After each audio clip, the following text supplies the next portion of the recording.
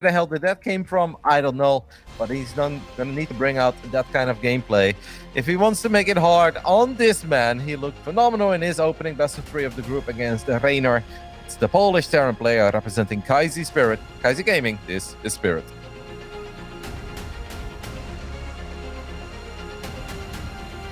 And his opponent in the Northeast, spawning in as the blue Zerg player, he is Rattata. And I believe he plays for Good Game Gaming. Yep, all the G's, Nate. All the G's. I do enjoy gaming on occasion, so I think we can all resonate with that a little bit. Yeah.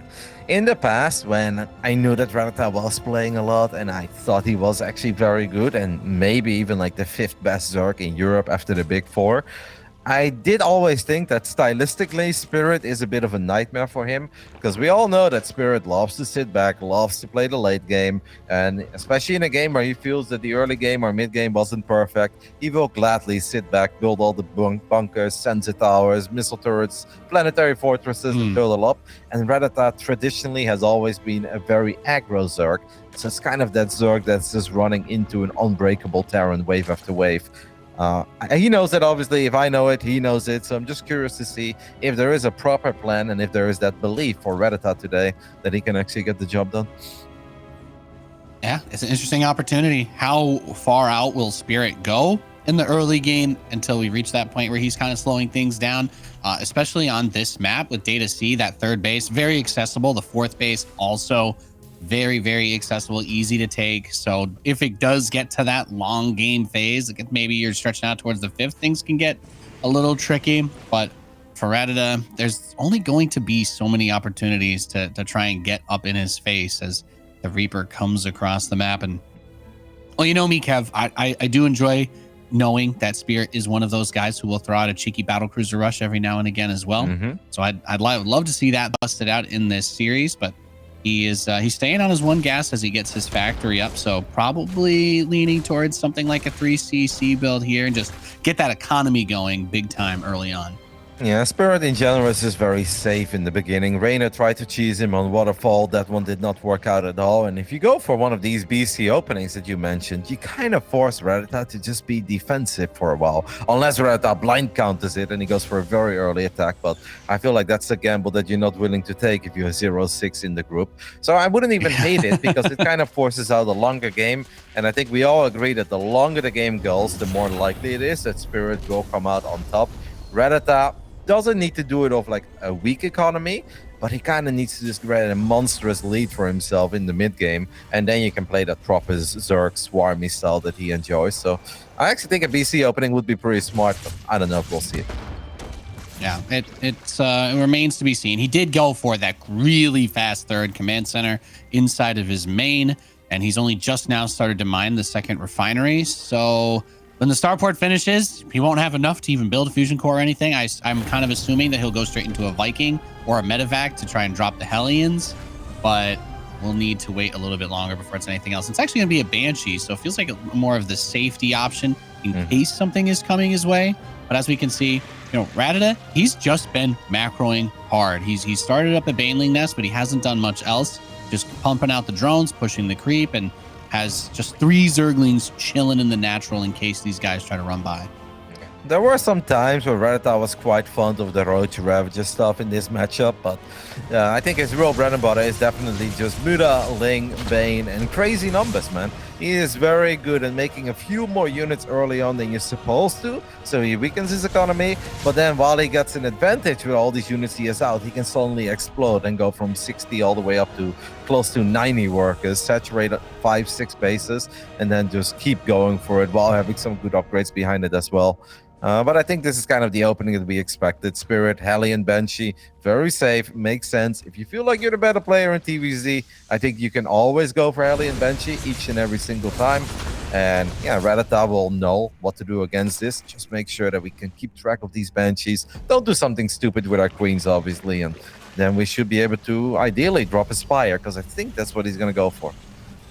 Yeah, and it all makes sense, right? I mean, like you were saying, if you're thinking about you want to play the longer game and you know that Rattata might try to bring that early pressure and go for something like an early attack to punish that sort of build, but then you can flip it right on its head with the Banshee. Zerg, they don't have ranged anti-air at the start. You're not moving queens across super early. So he's just going to plant that third base down. And then the flip side here is the Banshees can get out there and be aggressive. All of these maps, you have so much airspace to work with. You can come in from the bottom side of the main. The Spore Crawler is actually at the top of his mineral line there, so could be an opportunity, while the Hellions continue to pressure on the west side. And if he forces the queens to move, then he can scan and try to get more of the creep, but it's just now that we're seeing some more lings get produced by our Zerg player. This is lovely from Spirit as well, activating Cloak so early so he doesn't give Rattata the heads up that the Banshees are going. And I don't know what's happening in the main base, but that is an awfully slow response to 2 Banshees. I know it's hard with a single Spore Crawler and a Queen, but geez Louise, Knight, that's a little too much, man. Like sometimes 3-4 drones. It's a dream. Yeah, you can say that's inevitable if the Banshee control is very sexy. But 12, just like that, it was just a very, very late response by Rattata. Yeah, and it comes back to that Spore Crawler was at the top. It was like right next to the top mineral patch. So I'm not even sure if he had vision on the Banshees from the bottom side at first, but it made it so much easier for him to get the drones. And well, we know that in TVZ, if you're a Terran player, you can get up to even number of workers like this. That is definitely the spot you want to be in. The Hellions continuing to push back the creep. And Rattata, I mean, he's getting his follow-up stuff done. He's got his 1-1 coming through, his Baneling speed, and his upgrades are actually pretty well matched with Spirit, who's going into Biome. But I don't think that we're looking at the early upgrades as being the big tells, since I think everything that we're seeing, Roddy, is leaning towards what you were saying earlier, which is that Spirit, he's in it for the long haul. He's committed. He's not looking to dine and dash here. He wants a full 7-course meal. Yeah. Seems like Rattata actually just wants to go for a very quick hive. Infestation Pit is done, 7-minute hive, despite the fact that we lost 12 drones to these Banshees. And I guess then we're just going to rush into Ultras. Could be kind of cool, right? Maybe if Spirit does stay on Marine Tank a bit longer than he's supposed to. But Rattata is going to have to take 1 or 2 very good fights with just pure Ling Bane. Maybe the Queens can help out a little bit. And I don't know about those fights, man. Like on creep, maybe. Off creep, that's really not going to go very well for him. You know, and he splits off 2 medevacs. There's plenty of vision for Rattata. He has the watchtower. He has overlords at the edge. He has a ling at that other base. I think maybe that last like minute and a half was slightly stressful because, well, I guess he could just drop here and take this base in the overlords. But he only had 5 Banelings when he was coming in through those rocks. So he's able to get the money up now, continue to rebuild those. And as this drop lands inside of the main, the Lings are here to deal with it. I think he might need some of the Banes if they all unload, though. He's just going to turn around anyway.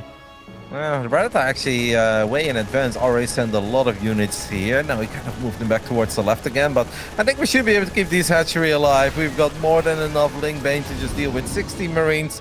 But Spirit obviously knows that these Lings and Banes can touch his medevacs, so he can just float around. But there is that Ultra Cavern, though, and it's 8 minutes, 30 seconds into the game. Like, that is hella quick. That's going to be way quicker than normally Ghost route and whatnot. So at this point for Spirit, I would say it's kind of time to just go pedal to the metal a little bit. He is definitely staying busy with these Marines, and that's a kill, not a cancel. So 350 minerals down the drain on the side of Rattata, who does get the Hellions in return. I mean, maybe, Nate, if we can just survive a little longer, we get a couple of Ultras, Guidance Plating, could be a game. Yeah, oh, great Baneling target fire again, kind of whittling down every time. And you want to mess with the hatch, you want to deny it from being built, but, well, it is definitely going to get into an interesting phase. He's got the Planetary ready to lock down the 4th base. We have the Ghost Academy, Sensor Towers are getting added. I feel like you were looking into the future at the start of this game, Roddy, giving me a little bit of a breakdown of how Spirit was going to do it, and that's exactly the way that it's gone. If there's anything here as far as advantages for Rattata, I mean, his tech is looking good. Yeah. Adrenal Glands is almost ready. His 2-2 well ahead of Spirit's. Spirit did not line up the armory as sharp as he possibly could have for that. But at the same time, if he's going to try to make, you know, like 20 ghosts, then it doesn't really matter how long it takes to get his upgrades because he's planning on being here for a little while. Yeah, but I think this phase in the game is very important right now. Like, Spirit is on 4 bases. There's nothing that Rattata can do about it. But he's now taking a 5th at the bottom. And if we are playing this Ling Bane Ultra style, I feel like this is the kind of base that we want to slow down. It's the base we want to deny. It seems like he's just going to let Spirit have that one too, as he's taking the top left and the center right. There's no Spore Crawler here. So if these Banshees will just go for the drones, they should be able to get a decent amount. I mean, pure Link Bane Ultra, I don't know. I'd like to see some Vipers then in the mix, perhaps. I don't know, man. I don't know how Rattata thinks he's going to break Spirit at this point. He's going to try, though, at the bottom. Right before it is a planetary, but yeah, all the tanks are already very well positioned, and that attempt gets denied. Yeah, it's such an awkward situation because you mentioned the Ultralisks, and that is where Rattata ended up going, but he's got ghosts, he's got tanks, planetaries, and Marines are not that bad versus Ultras compared to, you know, the earlier days of Legacy of the Void. So they can trade and fight pretty well, especially off of creep. So that makes this a little bit nerve-wracking. He's going to smash everything into this and hope that it's able to unseat him. But it is a lot of links. If the tanks can target fire the Banes, that's going to be very huge. Planetary will be the first target destroyed, and Rattata is just going to step away in that moment. But the other side of this is when you're throwing down a bunch of extra command centers and building these planetaries to cut off all of the choke points, you just have a lot of command centers as a Terran. You're dumping your gas into Ghost, you're getting the upgrades, you're getting Cloak, but he's got so many CCs building. He's like, are you going to spend 700 gas to kill 150 gas planetary? Yeah, we can do that again. Let's run it back. Yeah, you want to do that over and over until you're out of gas and can make nothing but lings? Yeah, it works for me. I mean, this is a 12-minute game, and Rattata has already lost 7,000 resources more than Spirit. That's pretty excessive. It's a pretty beautiful resources lost tab, Roddy. Yeah, those are numbers we normally see, like minute 20, right? Minute 25. It's like 7K, 10K, but it's no 12 minutes. We barely had a real fight. We've only had some trades, and he's already lost 7K more. I'm surprised he doesn't want to give Vipers a shot, because there are plenty of tanks very well positioned, and a couple of these fights, I'd say they go a lot better if you land the Blinding Cloud or go for an Abductor too, but Rattata just seems to believe in nothing but the Lings and Ultras, and maybe eventually he's gonna get there, but I don't know, man. I feel like this is what Spirit does all day, every day, against pros, against the AI, against random plebs on the ladder, and he's very hard to beat in games like this. You're leveraging all of the strengths of Terran. Very powerful defensively, a lot of high efficiency units in the Ghost. The Banelings are going to go crashing in, but if they all die on this attack, he's just going to put another command center there and gets another snipe, picks off a couple of the Ultras. 102 Lings in production. Roddy, here's what I want to see, okay? If there was a way to maybe try and get, you know, take advantage of the fact that the Ghosts are at the front line and everything's a little bit slow and he doesn't want to stem everything back, maybe try to hit a Nidus inside of the main for the Terran. Do something to try to pull them apart. Because Spirit, you've said it. He's already accounted for everything that could happen. Even with the depots in front of that third, like the Ultralisks literally cannot fit between those to try and reach the tanks. So, and now he's just going to start getting nuked, and it goes from difficult to painful. Yep. Now Rattata has lost 12K more, by the way. I just want to point that out. But take a look at the main base as well, as we're obviously going to see a couple of nukes landing, and I hope that Rattata is paying attention. He is paying attention to that one. But it's almost impossible to get a Nidus up in the main base of Spirit, because Spirit likes his missile turrets, Nate. Like, there is a beautiful circle of missile turrets around his own main base, and he's going to have a hard time securing another base for now, but he doesn't really have to. He can mine from these 5 bases for a very long time. The tank shots and planetary shots at these Banelings are so painful, and the command center does go down. But every single time that the planetary falls, there is a new one floating over already. Spirit is landing nuke after nuke, and we have now lost 14,000 resources more in a 14-minute game. That's insane, as nukes will connect with a lot of drones as well. I've rarely seen a game where Zerg has this many bases, technically is rich, has this many workers, and I just feel it's ultra overnight. Yeah, I don't even know what to say, Kev, because everything that Rattata is doing is, I want to have this army that can just bulldoze you over. And Spirit, he seems very aware of this, to the degree where he's like, the only way I could lose this game is if I step out of my base and let you surround me. So why on earth would I do that? Why not just get everything else? He has his 3-3, and this is going to make it even a little bit tougher for those Lings trying to pick off these planetaries, but he's moving into building armor. So we're getting the rest of the upgrades that are going to make this even more difficult to punch through. And while the Baneling attacks over and over look good, they die every fight. So he needs to get onto the Ghost. And it looks like he's actually getting quite close. He lifts them all up into the medevacs, though. So now it's like, okay, what are the Banelings going to do? Are we going to blow up on the planetary again? Are we going to go for the other command center? I think you want to try and keep those bad boys alive, but he will spend all of them on the PF, and the Ghost will snipe the rest. And Rattata, I think the only thing going for him is that he does have all those bases, as you mentioned, Roddy, but in a minute or two with the damage from the nukes and just mining stuff out, it makes me progressively more nervous. And now his army has, well, the Spirit can actually get on the offensive a little bit. Yep. Because he has no army. The army is pretty much always in production. Because Rattata literally throws every single unit he has. And these planetaries, nice fungal though. Unfortunately, we don't have those 80 banelings that we had earlier. Imagine if you would have them at that moment. And yeah, I said it. It just feels very over. Even if Rattata still has money, still has bases, he lost 21,000 resources more in a 16-minute game. That final attack 35. Was probably the best one he had, Nate. He did finally kill like 5 ghosts, but there were still 13 extra ghosts, and it was only going to get worse. Yeah, it was like 35,000 to 14,000 resources lost. Absolutely filthy. And I checked too at the end of that. I think it was something like 500 Zerglings and almost 200 Banelings died trying to break those bases, and he killed something like you said, like maybe somewhere between 5 and 10 ghosts.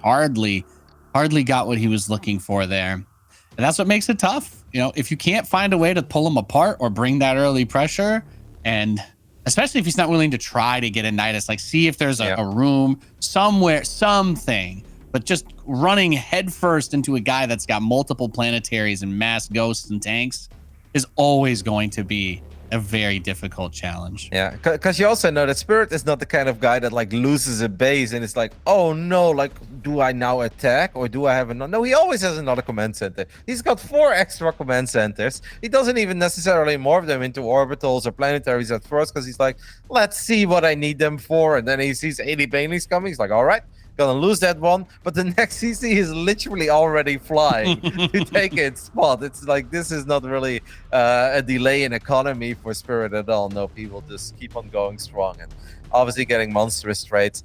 Bit underwhelming overall by Rattata because it felt that there wasn't really a plan. It seemed like the plan was get a lot of bases and then a move.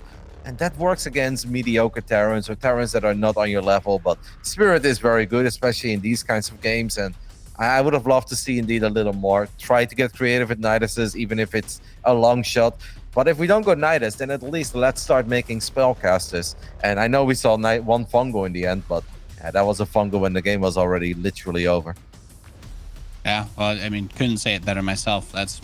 It's a situation that just gets worse and worse and worse the more time goes by. If you're not rallying Marines out and throwing away units here, trying to do all these bio attacks and these drops there, you end up with a lot of excess resources. The best place to put them, it doesn't cost supply. It's going to be all those command centers. So you're dropping planetaries everywhere. And at that point, you know, it's you dump a bunch of Banes to blow up the PF, but this isn't a regular game where the guy's got 10 racks and he's only making Marines and they can't afford to rebuild that command center. He has 4 more building right there. So it's just tough. Has to take a different approach to it this time. If Spirit ends up doing the same thing and Rattata does the same thing, I think at that point you got to go back to the lab. You got to go back to the drawing board. But there needs to be some other way to put that pressure and make it a little bit tougher for Spirit to just eat the map. Yeah, and of course the game did not get decided by the Banshees, but overall that didn't give me a lot of hope. Like, I didn't have ultra high expectations coming into the series of Rattata because obviously the 0-6 doesn't look pretty, and sure, he played Raynor and Elisa, but the 0-2 against Strange, like a Rattata in shape does not go 0-2 against Strange. But then when I saw him in the Monday Night Weekly, the American one that starts at an unknown hour for him, and he 2-0s Dark, I'm like, maybe he's actually still putting in some work. I've tried to get him for some show matches as well over the last few months, and it just everyone that I spoke to said like, I don't think the game's going to be very good. Rattata's not playing that much. But yeah, that 2-0 over Dark gave me hope, but his first game, he felt a bit out of it. I think it's the best way to put it, right? Just not on top of things like he has been in the past. Yeah. And it is a tough matchup in general to just have a player who likes to be aggressive, who's not really focusing on using, I think you mentioned it, the Vipers, not really using the Infestors until it's way too late. And you're up against someone who's like, oh, you want to just hit me with Ling Bane and just keep busting me? This is perfect. I have no problem with dealing with this. And then even in that final moment, just saying, even though I'm not dropping you, I'm not doing this sort of play style, he still had 6 medevacs to pick up all the ghosts when the Banelings came in. So there was nothing there that could have dealt with them. There was no Ravagers to try to bile, no Mutas, no Corruptors, nothing at all. So it's like, on one hand, it's cool because we know that a lot of Banelings can be an answer to the ghosts, but that composition needs to be rounded out a little bit better to succeed. Yep. Zerg spellcasters are very powerful, and normally it's really a turning moment when the first Vipers are out and you can land those Blinding Claws and abduct a few of those key units, but we just didn't see it. And it reminded me a little bit of a lot of the CVTs we saw in the past, where some Zergs, they refused to use spellcasters and they only ever made them when they were already ultra dead in the game. They're like, see, Infestors are no good. It's like, oh, come on. You made them after you had 17 failed attacks, you know? But we'll see what Game 2 has in store for us. We are not talking for the sake of talking, guys. We are just waiting for the players to apparently fix their cameras. It's taking a little while, but Spirit is in the lobby. Game 2, Nate, is going to be played on Moondance. I think I'd veto the hell out of Moondance and Stargazers if I have to go up against Spirit. Like, I'd rather play Inside and Out and Waterfall than give Spirit a pocket expand. Even if it's tiny, I wouldn't want it. Yeah, exactly. You have that guaranteed money in the bank down the line because you're always like, well, if I keep the Terran, if I can delay the third base, then it's really hard to get going with the slow style. But it's not like he's playing mech either, so he still has the versatility of the bio to push out, clear the creep, and put pressure onto Rattata. And that's part of what makes it so frustrating is you play this kind of slow pace, a little more turtley style with the best units that you have available, especially with all those Marines with 3/3, and there's just not a lot of good answers for it. But gotta say, it'll be pretty easy for him to get up to that 4-5 base count again. And if you're Rattata, that's your worst nightmare. And we are loading into this one now. It's about to start. I've seen Lambo do a lot of like relatively aggressive builds on this map with some roaches that run to the other side of the map early on. And I feel like in the past, Rattata has been quite fond of weird stuff like that as well. So, and he's actually sending out a drone. Okay, all right. We'll see where this goes. In the top left side. No, sorry. That was my screen. In the bottom right side, we're looking at the main base of the Polish Terran, up 1-0, and this very important best of 3 for him. Representing Kaisi Gaming, it's Spirit.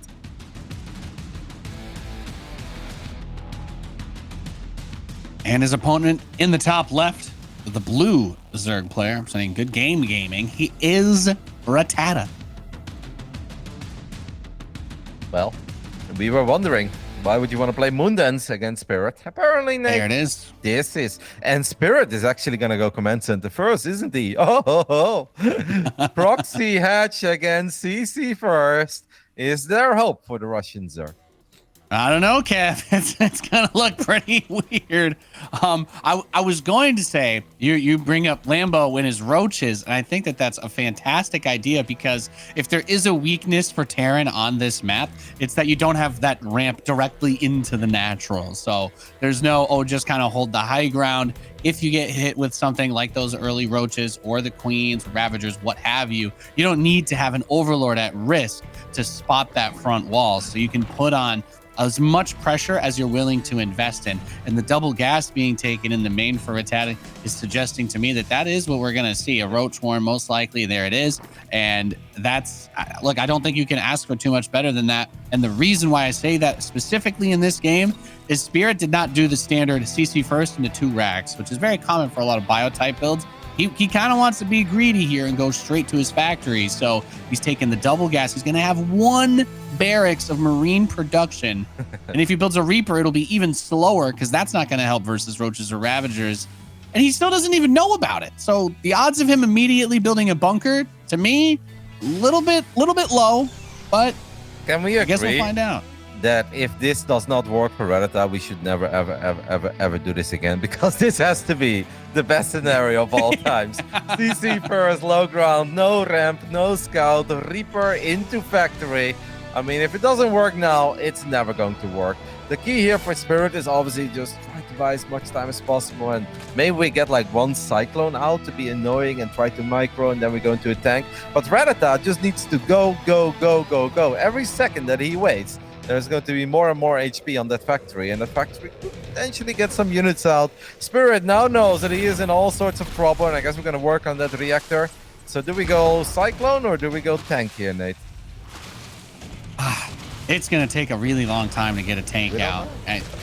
He's not going to get either, right? No. The roaches, it's like, okay, where could he build a bunker? And it's basically on the other side of everything. And just GG. And he's just super dead.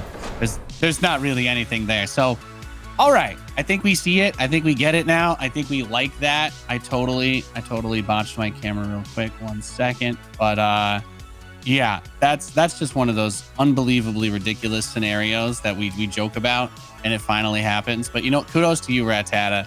Kudos to you, Rattata. Punish that greedy Terran that wants to slow the game down and get it done. Beautiful game. I do think we can be a tiny bit critical of Spirit. Not that he went CC first, because that's also something he did against Raynor, but then we kind of like it, right? Where it's like, okay, you're the underdog, you're going to try to get a little economic advantage for yourself, but it's like, come on, Spirit.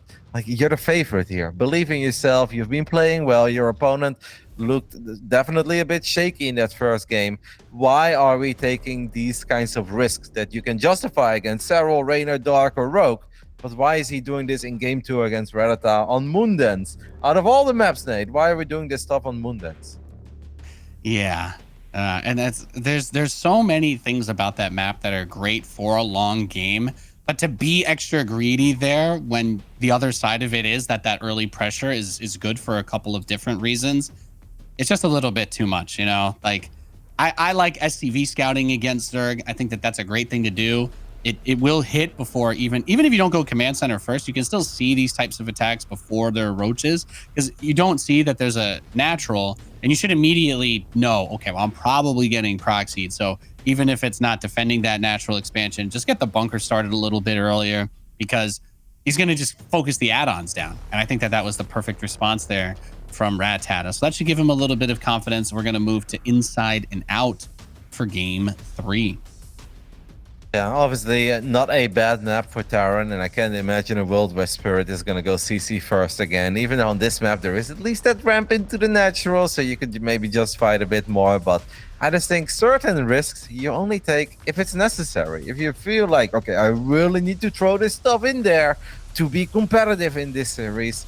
And this is one of these moments where I feel like Spirit should talk to one of his mates or a coach or anybody in Kaiser Gaming and be like, let's plan out series in a way that it makes sense. Like, and you don't have to go CC first. Now we're all tied up, and crazy things could happen in just what is now, of course, a best of one. Bit of a cliche, but a bit unnecessary. I think the downtime between game 1 and game 2 lasted longer than actually game 2 did.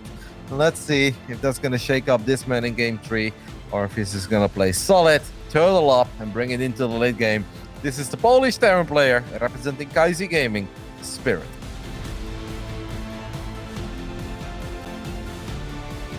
And his opponent in the Northeast, doing what it takes to win, says, why play long game when short game do trick?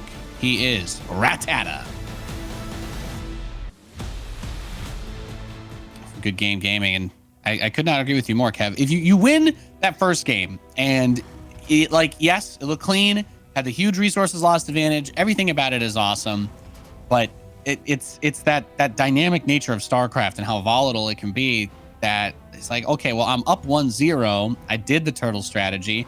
My opponent, first of all, would probably not want to get into the same situation, which means, second, they're way more likely to do some kind of early aggression to avoid that situation happening again. So I think at a bare minimum, you have to scout. Like, I don't even hate the command center first, but if you know that your opponent's doing something like this, you can go 2 rags. You can build the bunker as soon as the barracks is done. There are choices that can be made that turn that game from an instant loss into maybe somewhat messy but salvageable, because the Zerg is kind of all in with the hatchery on the other side of the map, and all the gas that they're mining early kind of makes it hard for them to transition away from that. Oh, yeah. So you really just need to survive. And Spirit, like, he's gonna SCV scout and he's gonna Reaper scout, and it's not a command center first, so the shoe straight to the other foot. It's like, I want to have all the information now. But obviously inside and out, somewhat of a tiny map, and there's a good chance that Rattata has one more cool little thing up his sleeve, and he's going to try to catch his opponent off guard. Because I think in game one we realized that if everything is very standard, very normal, and relatively slow-paced, that's not going to be the kind of game that Rattata is going to win. So I have the feeling we're going to be a lot more aggro earlier. I don't know what kind of aggression, and I'm sure that he has something in store for us. Because not doing anything is clearly not the way for him at the moment. I think there was a time that his late game was actually pretty good. He's just not the best version of Rattata at the moment. He's definitely still a very strong contender in this region, and he will be difficult for anyone to defeat. But I don't think he is in top-tier shape at the moment. No. Well, we'll just have to see how this one plays out, because Spirit, he's kind of leaned back more into that game one strategy, and I think that this is really strong if you don't get hit with an early Roach push, especially because the Hellions, we obviously know map control wise versus Lings, they can be great. I feel like there's a somewhat fair assumption to be made that he will most likely go back into the Banshees again.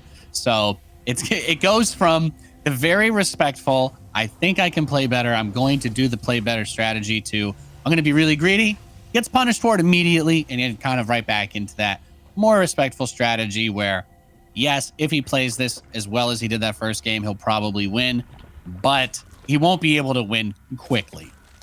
Well, we have a Roach Warren halfway done. It's only 3 minutes and 40 seconds into the game. I have a very hard time believing that Rattata has built this Roach Warren just to deal with a couple of Hellions, or because he is ultra worried about like Hellbat Marauder or something. He is most likely going to be very aggressive early on. Now, Hellion Banshee should normally be pretty good against this. There is a chance that we're going to have to pull SCVs. There is a chance that we have to build a couple bunkers. But the reason why Terran players, when they are the favorite, love Hellion Banshee, it's just because it's not supposed to make you die, as builds that Rattata is currently doing. And then it will really all come down to how much damage, in the end, can the Zerg player deal to the Terran here. Yeah, and there also does need to be some level of awareness on it, because he did wait for the 2 Banshees in game 1. So you don't want to get caught with Banshee halfway across the map, or if you send it around the corner. But he knows he's got a good read on this. 2 bunkers are on the way, and you just put that Banshee in front. Look for the units that are rallying across. It's like 6 hits to kill a Roach. So get to work. Let the Hellions kite.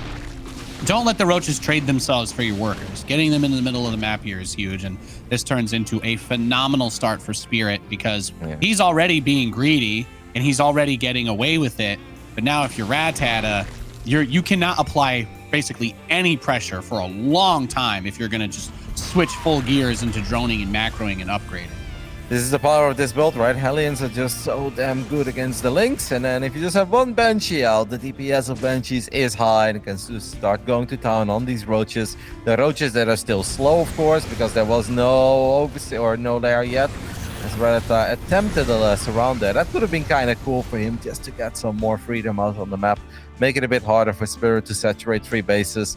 Now it's just a bit of a disaster. We are firing up a lair, but where are we going to go with that lair, Nate? Like you said, this was a big investment for a Zerg. And it's not like we got some damage done. No, we got absolutely nothing other than Spirit building 2 bunkers for a split second and then canceling those bunkers or salvaging them. So we are in a world of trouble. And how are we going to get out of it? Yeah, that's the question. There's no evolution chambers. Okay, he does start 2. I was going to say, if he gets the lair and isn't thinking about upgrades and just wants to try to end it, maybe you go Roach speed and just try to hit like a Giga Roach timing. But against Bio, that's still going to be a tricky thing to do. The Roaches and Ravager kind of squeeze by over here to the natural. The engineering bays are in place. Some Overlords are going to drop creep, but the Banshees are still at home. Spirit, he did not see any reason to risk losing this game by having the Banshees out on the map. So the Roaches will push through, yes, maybe get some of the Hellions, maybe try to target a Marauder, but there are Marines with Stim. And again, he hasn't managed to trade the Roaches, which are, not super valuable, but he hasn't been able to trade them for anything that matters. So the Marines are mostly still there. He still has some of the Hellions, still has his tank, and did not get to the workers on that third. So he boots up 1-1 for his ranged. And that says to me that it's gonna be just another big push with Roach, Ling, and maybe some Ravagers to try and knock the third off. But I don't really see how it works if Spirit plays this safely. Yep. I was a bit critical of how he approached game 2. I thought it was unnecessary, but I think in game 3, everything that Spirit has done is just very smart. Even in the beginning of the game, where he was out on the map with a Reaper and 2 Hellions, but he left the other Hellions at home, just in case there was some sort of a random run by, Link's running into his natural. He has played an ultra safe game. He has not donated any units. He's not taking any crazy risks, and he's just kind of running away with it. 8 rounds have gone down. The amount of economic damage that Rattata has done to himself by producing all these units is crazy. He has lost 2,400 resources more in an 8-minute game, and I have the feeling that we're going to see a rather lackluster Ling Roach attack, and then most likely Rattata will wave the white flag because he's got no NTR, Nate. The Banshees is still alive. The Banshees will eventually kill every single Roach in Rapture. There is just nothing to be hopeful of here for Rattata. You watch some guys play, you know, I think about like Juanito, and he loves to be a little overly aggressive with the Banshees. He'll lose them oftentimes. A lot of Terrans don't mind throwing them away once stim is done. But Spirit does not leave anything on the table. And now the Banshees, you just right-click down the Ravagers. There's nothing that Rattata can do about it. And there's like 50 Marines to defend. So GG, Spirit takes it